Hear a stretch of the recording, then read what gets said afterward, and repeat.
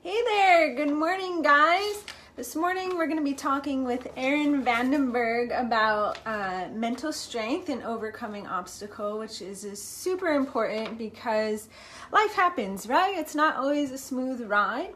However, we can make it worse due to the thoughts of our mind, or we can make it a little smoother and easier for ourselves just due to how we think. So comment below if you have any stories, and if you have anyone or yourself would like to be interviewed, just send me a message or again, comment below and I'd happy to get you on here. So we're just adding Erin on. There she is. Hey! Good morning, Erin. Good morning. How are you doing? Good to see you. See you. Awesome. So I'm going to give a little brief bio here about you. So Erin became a yoga instructor after 3 years of her own practice. She turned to yoga after major back surgery, a fusion L5-S1. That's pretty big. You're doing amazing. Aww. And due to a condition called spondylolisthesis, which can be very scary because the vertebrae protects your spinal cord. So now that yours is safe, that's very good. Her personal journey through her yoga practice has given her quality of life back, and teaching others is her way to pay it forward. She specializes in yoga for the back and therapeutics. However, she teaches a variety of styles: hatha, vinyasa, pre-postnatal, and restorative, one of my favorites. She was born and raised in Chicago, and Erin also worked in the NFL for 10 seasons with the San Diego Chargers. Go Chargers. And trained some professional athletes along the way. She is now dedicated to teaching our servicemen and women and veterans as she works for the local Navy as well. You do a lot, my friend. Yeah. So with all that, what do you feel that your area of expertise is? For me, just going through my injury is therapeutics, and then meditation, because they go hand in hand. You know, body, exactly. Mind, and how your body feels. And if you're hurting, your mind kind of gets stressed and becomes in a painful state too, you know? And the body can relax, so can the mind. Yeah, exactly. And vice versa. Sometimes it definitely like feeds into the each other. Sometimes if the mind is going, then it fuels inflammation and pain, which then becomes a snowball effect. So they're definitely interrelated.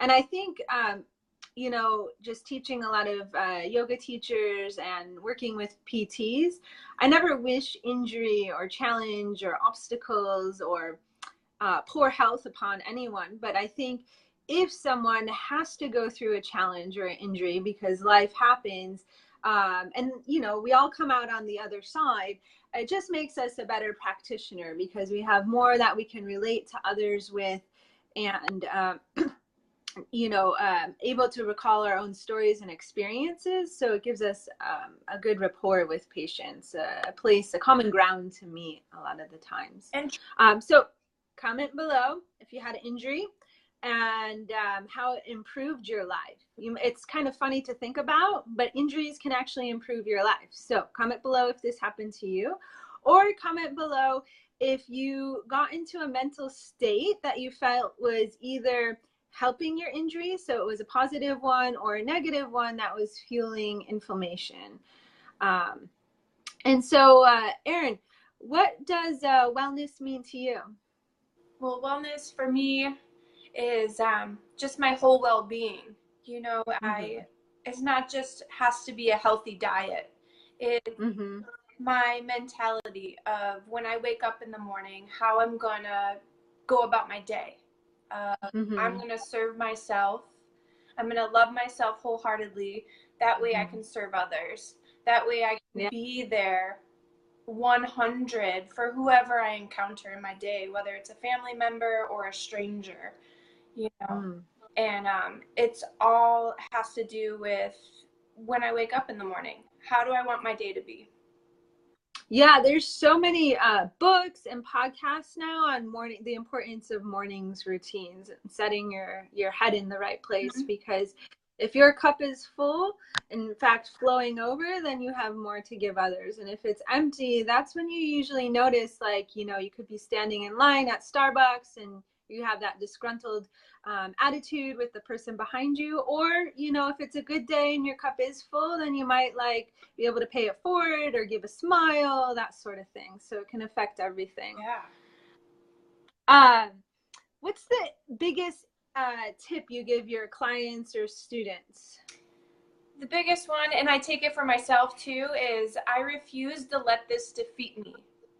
Whether it's an injury, whether it's a relationship, whether it's some kind of challenge or discomfort, I refuse to let it defeat me. And I share that a lot with my students and my loved ones. Yeah, good. No, that's really strong and positive and empowering. So I think that it's important to remember, even though we might not be going through an easy time, that you'll come out on the other side. And you just have to fully believe that, you know, which sometimes is easier said than done. Yeah. And that's, but how do you, with my back, surgery, I mean, I could have let my back control the rest of my life. You know, I could have been popping the pills, you know, feeling sorry for myself because of the injury I had. But I said, no way, because my surgeon said I shouldn't be able to bend over and touch my toes. And you've seen where my practice has gone, and I'm thankful for you too, because you've been along that journey with me. Oh, the healing. Thank you. And I've told you that many times, but it's so true. And it's believing and respecting yourself and your body and your mind to get you to where you want to be. Because a body can heal itself. And for me, I'm like, I'm proof of it. I was able to put curve back in my spine where I have and rods at, and my surgeon just high fives me. He goes, you see where you come? I wish more of my patients were like you. Ah, that's awesome. I love it. That's awesome. Well, how do you work this wellness and this belief and philosophy into your own business model with all that you do? It keeps me grounded. It keeps me focused. I'm a very pause, notice, and react kind of individual, not so rash and hasty. And clear my mind. I'm calm. You know, I want to be clear, calm, and collected with any kind of project or business that I'm doing, because that's what I reflect on the people that come into my business or take my class, or when I work with the Navy too. You know, they need to be also too around calm individuals, you know. Yeah, it's true. No, and we talked about this in our yoga therapy training just the other weekend. When you allow for that space, you know, of stillness, which sometimes is uncomfortable because you just want to go with an immediate reaction or emotion. But if you allow that space to be present, that's when the, you know, usually the creative ideas will come in place, or a positive path or something like that, instead of just like immediately reacting and maybe an emotion or reaction that doesn't serve you best or the person you're with. So as you know, as an entrepreneur, what's the biggest challenge that you've had to overcome? Trust in myself and believe that's a big one. and just go guns a-blazing, and you know until you try. And my another big thing is, you know, not allowing society to create doubt in an idea or where you want to go or a path that you're on, because we all this path and this purpose to live fully, you know, our dharma. And as we get older, we create blocks and layers in front of us, and that's the doubt that society brings in. You need to live a certain way, you know, you need to have the wife and the kids, and you know, the whole thing. But for me, where I am right now isn't even where I thought I would be. And with my yoga practice has helped me listen to my body, my gut, and I mean, it shot me into Chicago. It shot me into Tennessee to take care of my family. And if I didn't have the practice, I wouldn't be able to know how to listen. Yeah, Right. so important. Yeah. Yeah, and that trust. I mean, I think sometimes as entrepreneurs, you know, we could follow someone else's model, follow someone else's path, and hope that it works for us. But in reality, we really have to find our own path a lot of the times, which can be a tweak on someone else's model, but you never know until you try. And it's trusting yourself enough to take that risk, that leap. Super important, or else you stay stagnant. Yeah, and you don't really. And the support of your family and your friends in your journey, because that helps fuel it all too. Exactly. Yeah. So how do you incorporate all these practices, all this wellness into your own life? It gosh, just like everything that we've been talking about, it's taken the morning time, and it's taken time for myself too. You know, shut it down. You know, there's a time where you got to shut it down so that you can recharge and reboot. Because if I'm 100 for myself or love myself 100, then how can I love anybody else? You know, be there for family and friends. So it's just taking care of myself to be healthy and mindful and aware.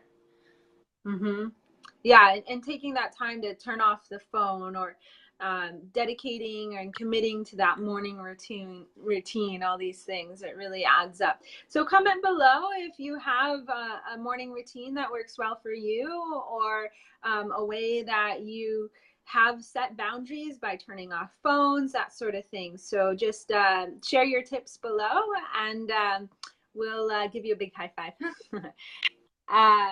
So, Erin, what's some parting words of wisdom? Never be afraid to voice your idea, to voice yourself of what you truly believe in. And if you think about it, if you go past a cemetery, how many ideas are still lay dormant?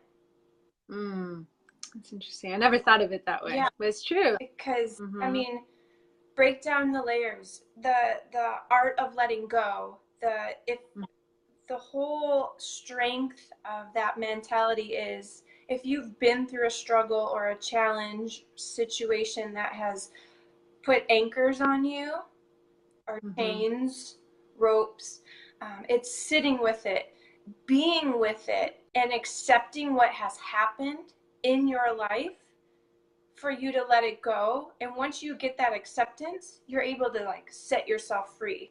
You know, the chains come off and you start to come back to the surface, and it's a whole rebirthing process, you know, to begin again. And we can always begin again, no matter what we've been through, you know. Yeah, it's so true.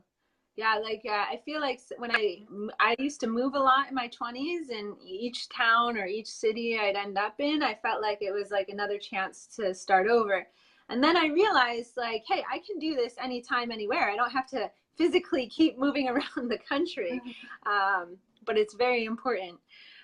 So, Erin, how can people stay in touch with you? Can you give us your contact info? And then when we're done, will you leave the links in the comments below? Yeah, absolutely. So you can reach me at evyoga.com or evyoga@Yahoo Mail. But we'll put all that information, though, on below, so you guys can get to me. Perfect. And if you want to carry on this conversation, I'll leave the link to the Ignite Wellness community. It's a Facebook group, and where we just have discussions and support each other. So you can hop in that group and we can carry on this conversation. But till then, Erin, thank you so much for coming in. It was great to talk with you, and I hope you all have a great day. Bye. Bye. Thanks, Allison. Oh, you're welcome. Bye. Bye.